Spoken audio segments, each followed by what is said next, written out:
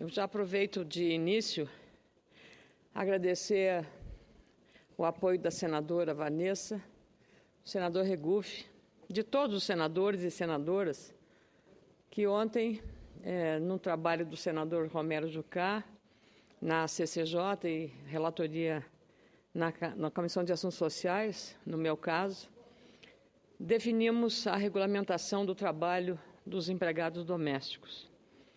E foi uma intensa e, eu digo, paciente articulação entre as lideranças dos dois lados, empregadores e empregados, trabalhadores, e também a própria Câmara Federal e a consultoria jurídica ou consultoria legislativa do Senado Federal, junto com o entendimento com o senador Jucá, em que eu abriguei muitos pontos do substitutivo da deputada Benedita da Silva, mas construímos aqui no Senado, eu penso, uma solução que, ao fim e ao cabo, satisfez, surpreendentemente, os trabalhadores e os empregadores.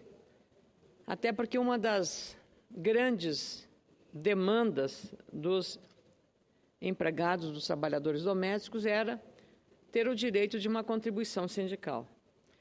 E essa contribuição sindical, no caso dos empregados domésticos, foi concedida porque eu entendi, senador Regufe, que como é que elas vão se organizar, ter uma sala para reunir trabalhadoras com demandas da categoria, e se não tiver uma fonte de custeio para essas despesas. Então, eu entendi que era extremamente aceitável que a demanda da categoria das trabalhadoras fosse atendida, até porque o imposto sindical do trabalhador é pago pelo trabalhador, uma vez por ano, um dia de trabalho. Então, esse foi o entendimento e satisfez os trabalhadores.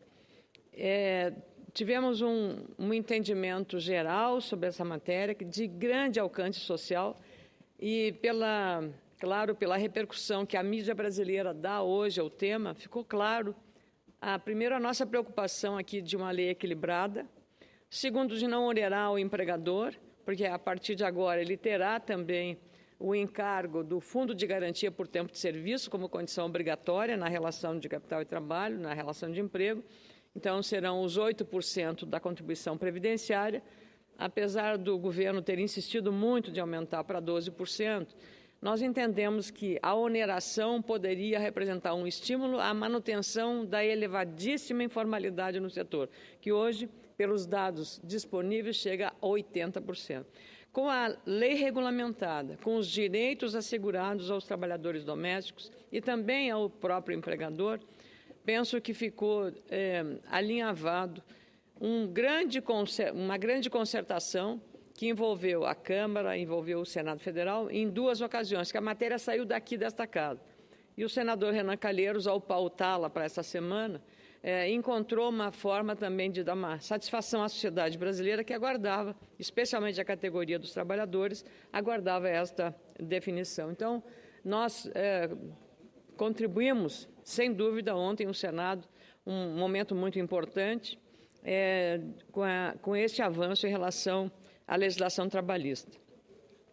Claro que a implementação vai mostrar o alcance, vai mostrar se devemos ou não, em algum momento, fazer algum reparo ou algum aperfeiçoamento.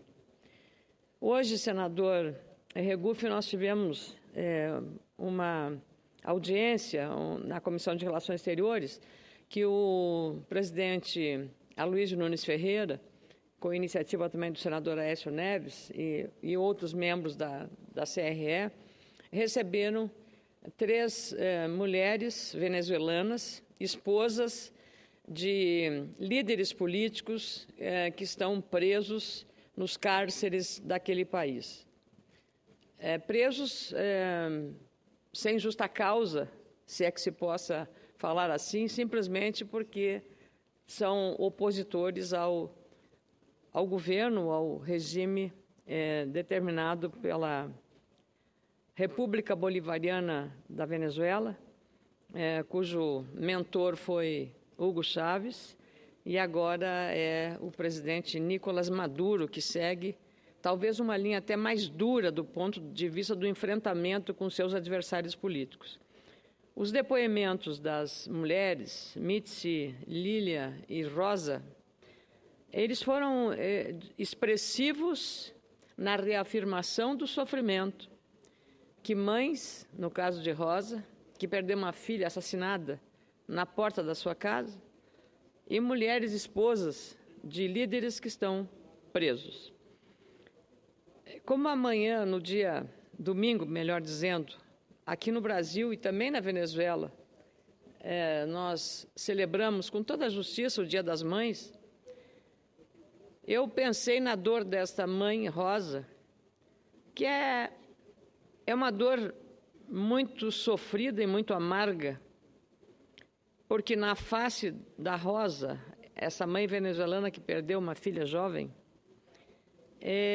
via-se ali naquele rosto e naquela declaração, pelo menos a convicção de que o sofrimento está fortalecendo a Rosa Orozco a prosseguir numa jornada de defesa das liberdades individuais, das liberdades políticas, da democracia. O depoimento da Rosa Orozco foi comovente para todos. E o que mais impressionou foi a foto da execução da filha morta. Então, tudo isso nos remete a uma necessidade de mantermos em nosso país a democracia. Esse contraditório que nós temos aqui na casa, com muita frequência, senador Regufe, o contraditório, nós dois podemos divergir, mas sempre no campo das ideias, jamais ir para o campo da violência. E quando eu vi aquele relato, me veio à mente as cenas daqueles homens enfileirados com uma corrente no pé, seguindo para o caminho da morte, e atrás deles um carrasco de máscara preta, de roupa preta, integrantes do chamado Exército Islâmico. E aquilo me remeteu exatamente porque nós sabemos que domingo, senador Paim, domingo, Dia das Mães, muitas mães brasileiras vão chorar os filhos mortos pelo tráfico de drogas. Muitas mães brasileiras vão chorar filhos que morrem num trânsito que nós temos cada vez mais violento, especialmente de moto ou de automóvel. Jovens morrem, às vezes, por uma disputa banal por uma namorada, uma violência que graça nas redes sociais, mas não, e felizmente, e faremos tudo nesta casa para que continue sendo assim. Jamais alguém aqui, agora, assassinado por pensar diferente do Estado ou pensar diferente do governo. Então, o vigor com que aqueles depoimentos daquelas 3 mulheres venezuelanas falaram, a coragem com a qual expressaram o seu desejo de manter viva a defesa intransigente da democracia, me pareceu o gesto mais bonito, porque heróico, e um gesto de superação, para que, em nome da dor, sigam lutando pela democracia, pelo direito de expressão e pelas liberdades. Eu também queria salientar a atitude que teve o presidente desta casa ontem à noite, senador Renan Calheiros, que, de maneira altiva, soberana, independente, corajosa em alguma medida, para dizer e para receber na manhã de hoje, no final da manhã de hoje, essas mulheres venezuelanas. O gesto do presidente do Senado revela que, nesta casa democrática, nós acolhemos e nos solidarizamos com a dor dessas mulheres. delas e do povo venezuelano, que também está sofrendo as consequências de um regime duro, de um regime forte e de um regime violento. Porque um regime que mata, que bota no cárcere, na prisão, seus adversários políticos, é um regime antidemocrático. O Poder Judiciário lá, já totalmente dominado pelo chamado chavismo, também não tem a independência necessária para julgar com equilíbrio e isenção os pedidos de habeas corpus daqueles presos. Então, eu queria reafirmar aqui os cumprimentos ao senador Renan Calheiros, que recebeu essas líderes, e mais do que isso, senador Reguf.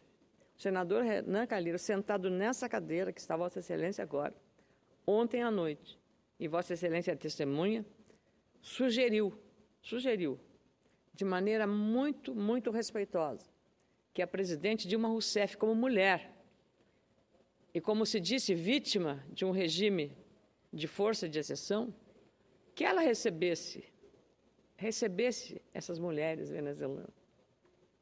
O governo brasileiro decidiu, não o chanceler, que poderia, em nome dela, receber as líderes venezuelanas, mas é um representante de um outro escalão do Ministério das Relações Exteriores que fará isso, segundo foi declarado por um senador da base do governo. Não se discute, eu nem entro nesse detalhe de se fez bem ou fez mal, mas eu penso que, como presidente do Senado brasileiro, o Supremo Tribunal Federal, recebendo essas mulheres, pelo menos as instituições democráticas de um regime que defende o Estado de Direito asseguram essa solidariedade e essa manifestação de acolhimento a essas mulheres que representam o povo da Venezuela, que hoje sofre as consequências de uma queda violenta dos preços do petróleo e uma crise que se agudiza a cada dia. Então, nós temos o limite da palavra, da manifestação solidária às mulheres que vieram hoje aqui na Comissão de Relações Exteriores, e cumprimento novamente o senador Aloysio Nunes Ferreira e o senador Aécio Neves, que foram os responsáveis por isso. Aliás, a comissão, nos últimos tempos, deu uma demonstração, inclusive com a presidência de Ricardo Ferraz, de independência em relação aos procedimentos institucionais. Senadores, senador Paulo Paim, Vossa Excelência hoje, mais uma vez, se debruçou numa audiência pública na CDH sobre um tema que está preocupando demasiadamente os trabalhadores de fundos que são participantes de fundos de pensão da chamada aposentadoria complementar. Eu tenho bem na lembrança, senador Paulo Paim, quando nós que estamos na CAS, também lá, há 2 anos, já havíamos levado esse assunto. Eu fui provocada por funcionários aposentados do Banco do Brasil, preocupados com a gestão do Previ, que é o fundo do Banco do Brasil. O tempo passou e os problemas se agravaram em relação a outros fundos de pensão da aposentadoria complementar. Talvez o mais grave deles se refira ao Postales da empresa de Correios. Mas outros fundos de outras instituições estão, da mesma forma, digamos assim, preocupadíssimos com o futuro deste fundo de pensão.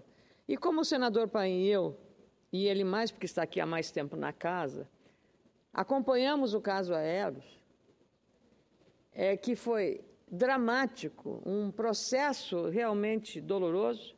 Nós sabemos como essas coisas podem terminar, mas nós não queremos que termine no prejuízo que foi o Aeros e é o Aeros para os participantes deste fundo de pensão. Por isso que eu tenho a honra de, novamente, e foi aprovada, a constituição de uma CPI para investigar os fundos de pensão. Claro que eu posso fazer um registro, recebi 2 diretores do Previ, que é do Fundo de Pensão do Banco do Brasil, a pedido do vice-presidente, nosso senador Osmar Dias, e conversei longamente com eles. Fiquei convencida de que no Previ pode haver alguma dúvida, mas pode ser esclarecida, mas há um cuidado com a gestão do fundo em relação à não partidarização e à gestão profissional do Fundo Previ. O mesmo não se pode falar de outros fundos. Por isso, senador Paim, a audiência pública de Vossa Excelência na CDH hoje e esta CPI podem contribuir, sim, decisivamente para um esclarecimento desse mundo ainda nebuloso que nós estamos vivendo em relação aos fundos de pensão. O meu gabinete tem recebido mensagens, telefonemas, e-mails, mensagens pela internet, visitas ao meu gabinete de funcionários e ex-funcionários das empresas estatais de todo o país que participam dos fundos de pensão, porque estão muito preocupados que esta poupança que eles fizeram ao longo da vida possa se esvair pela má gestão dos seus gestores. É evidente que estamos diante de uma situação que preocupa muito e que precisa da investigação rigorosa por parte desta Casa, do Senado, por se tratar de um potencial e grave risco às aposentadorias de milhares de trabalhadores. Isso ficou claro na audiência pública realizada hoje, acompanhada pela minha assessoria, senador Paim, e tem reafirmado nos últimos anos esse tema. Sou também coautora, junto com o senador Aloysio Nunes Ferreira e Cássio Cunha Lima, da criação da CPI dos fundos de pensão. O Senado autorizou ontem a criação dessa CPI para investigar supostas irregularidades e prejuízos na administração de recursos financeiros que ocorreram desde 2003 em entidades chamadas fechadas de previdência complementar, sociedades de economia mista e empresas controladas direta ou indiretamente pela União. O pedido de criação da CPI, como sabem, foi lido em plenário na noite de ontem pelo presidente Renan Calheiros. Nenhum dos 27 senadores que apoiou a criação da CPI retirou a assinatura até meia-noite, permitindo agora que o colegiado seja finalmente criado nesta quarta-feira. É uma resposta do Legislativo aos participantes deste fundo, ou dos fundos de pensão, que exigem um único e básico direito: a transparência sobre a gestão desses fundos, dessas aposentadorias. Os próprios participantes dos fundos de pensão, como já comuniquei e falei nessa tribuna, têm informações que aumentam as dúvidas sobre os números e a gestão, sobretudo dos maiores fundos, como é o caso da Petros, da Petrobras, do Postale, dos Correios e da FUNCEF, da Caixa Econômica Federal. Por causa de aplicações inadequadas de alto risco, só o Fundo de Pensão dos Funcionários da Petrobras, o Petros, apresentou um prejuízo de 9 bilhões de reais em 2014, segundo estimativas de integrantes do Petros, ainda sob investigação na Polícia Federal, por conta de denúncias da Operação Lava Jato, com suspeitas de desvio de recursos e de investimentos fraudulentos. O fundo, que ainda não fechou os números oficiais, estima, entretanto, uma perda menor, de 6 bilhões de reais. Convenhamos, um prejuízo de 6 bilhões de reais não é pouca coisa. Outro fundo, o Postales, recebeu 23 autos de infração da Superintendência Nacional de Previdência Complementar Previc. O Fundo de Pensão dos Correios acumula um rombo de 5,6 bilhões de reais. As contas também não batem quando se aprofunda a análise dos balanços dos demais fundos de pensão. Conforme a Associação Brasileira de Entidades Fechadas de Previdência Complementar, pela primeira vez, a soma dos resultados negativos das fundações deficitárias, de 35,4 bilhões de reais em 2014, superou o total dos saldos positivos e superavitários de 27,6 bilhões de reais. É um déficit crescente há 4 anos, com perspectivas nada animadoras para este 2015. Informações atualizadas do setor de previdência complementar indicam que o problema afeta diretamente 557 mil aposentados e interessa a 2,7 milhões de empregados de cerca de 3 mil empresas públicas e privadas, patrocinadoras de 317 fundos de previdência complementar. Só para ter uma ideia da importância e do impacto social e econômico dessa área, por mês, esses fundos pagam mais de 2,5 bilhões de reais em benefícios, ou seja, em aposentadorias complementares. Os fundos de pensão, todos sabem, são a grande fonte de financiamento de longo prazo para empresas nas quais investe com as compras de ações e de outros títulos. Hoje, as instituições acumulam quase 700 bilhões de reais em ativos. A economia americana, por exemplo, tem nos fundos de pensão uma grande fonte de financiamento para setores estratégicos, entre os quais saneamento e infraestrutura. Penso, portanto, que chegou a hora de ampliarmos as investigações sobre essas denúncias. Quanto mais informação os participantes desses fundos tiverem, nós, no Senado, da mesma forma, as chances de ajuste dessa gestão, que é e será a única fonte de renda de muitos brasileiros da aposentadoria, estarão sendo resguardadas a tempo. Prevenir sempre foi melhor do que remediar. Por isso, senador Paulo Paim, eu quero cumprimentá-lo pela iniciativa da audiência pública de hoje e, junto com a CPI, que foi instalada pelo senador Renan Calheiros, nós vamos aprofundar essas investigações, que eu acho que é o que a sociedade está esperando.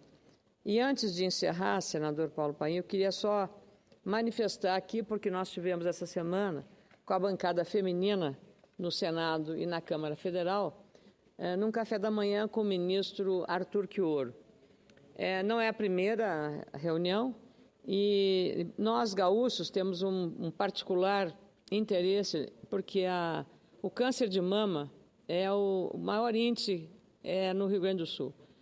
E o ministro informou que o Sistema Único de Saúde no nosso estado tem 27 unidades em 20 municípios que estão habilitadas a fazer a cirurgia da reconstituição mamária, conforme a lei da cirurgia reparadora da mama, da qual eu fui relator aqui, a Lei 12.802, de 2013, que é da deputada Rebeca Garcia, mas eu fui a relatora aqui nesta casa. Então, foram realizadas, segundo o ministro Arthur Quiorio, em todo o país, no ano passado, 9 mil cirurgias de reconstrução mamária, graças a esta lei, com um aumento de 16% sobre as 7.800 cirurgias realizadas em 2013. São, até o momento, segundo o órgão federal, 283 instituições habilitadas, atuando em 288 unidades do SUS. Nós também nos comprometemos, senador Paulo Paim, de realizar um debate com o Ministério da Saúde, junto com as prefeituras, as secretarias municipais de saúde e as secretarias estaduais de saúde, para avaliar as políticas nacionais e políticas públicas de prevenção, de tratamento e combate ao câncer, que é a doença mais insidiosa, é a doença que mais mata depois das doenças cardiovasculares. Então, esse debate está para ser marcado e agendado e vamos, através dele, fazer a busca de soluções para os problemas nacionais.